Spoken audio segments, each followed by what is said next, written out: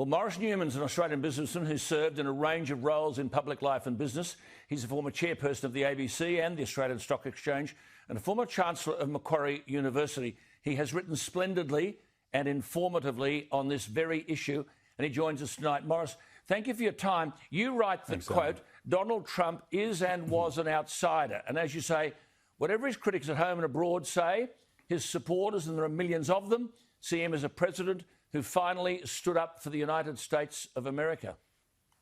Well, he's not a globalist, and all of the people who are opposed to him are globalists. They are the big tech, big media, the crony capitalists who are into renewable energy and all of those global type activities. And of course, he stood up a lot of people and upset a lot of people in other countries. I mean, the United States is now getting $300 million a year more than it was prior to Trump because he stood up NATO.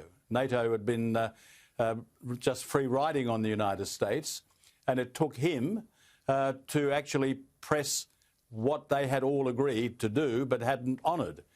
Now, he was vilified in the media as being a disruptor and all of these things. In fact, for the last 4 years, Donald Trump has been mercilessly hounded by the media, by his political opponents in a way which I don't think any president in history has been. Then, of course, he brokered the peace between the UAE, Bahrain, Sudan and Israel. As you rightly said, any one of which would have ensured Obama another Nobel Peace Prize. Absolutely. But the narrative was, oh, well, all those countries were already engaging with Israel, so it really didn't count. He said that he is the victim of the greatest political witch hunt in history. I tell you what, it's hard to disagree with that, isn't it? I don't think anybody can disagree with that, Alan. And moreover, what I find particularly sinister is what they call the deep state, where you've got bureaucrats who are Democrat, Green, or whatever their political leanings are, actively campaigning in a way to get rid of him. You remember the Russian collusion and all the impeachment that went on. And yet I saw just before the election James Comey, who was the former director of the FBI, on Twitter with a Biden-Harris T-shirt and a mug which he was brandishing Biden-Harris and vote for the country. Now, this was a supposedly non-partisan bureaucrat in the FBI. I mean, it's more than a coincidence, isn't it, that Biden underperformed Hillary Clinton in every state other than where the Democrats were administratively in charge and where there were significant electoral college votes available.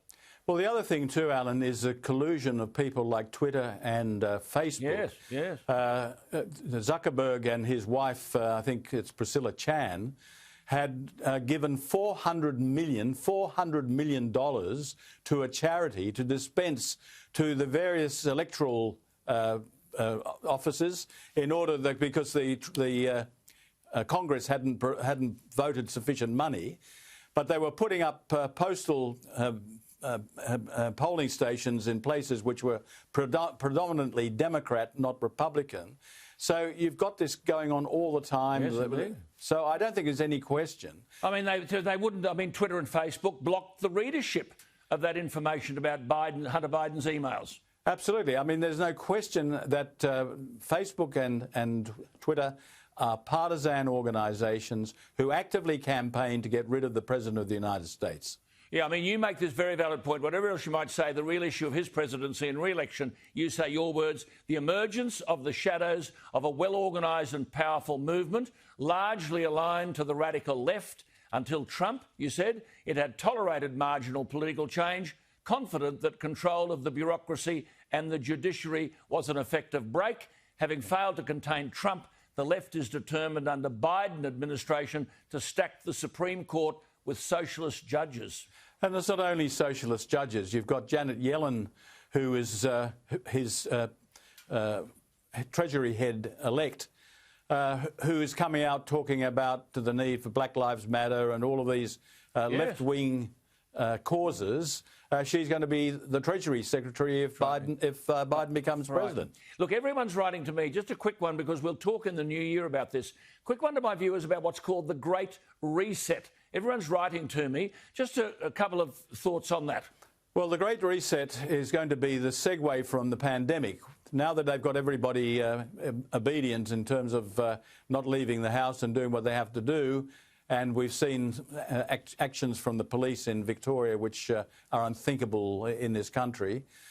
So there's a segue from there into making sure that we control our emissions, that we do what we're told to do with regard to the great, what they call the Green New Deal, which essentially is to pursue policies which are going to be extremely expensive and draining on economic activity. I think your words were a fascist experiment being pushed by controlling elites. I don't think that's an exaggeration. No, I don't think either. Listen, we've got to talk that. It's a big issue. Come January, the Great Reset, they're all talking about it, all the big elites of the world, and we'll analyse it later. Have a wonderful Christmas, Maurice. Thank you for all that you've done. Thank you too, Alan. Thank you. There he is. That's Maurice Newman.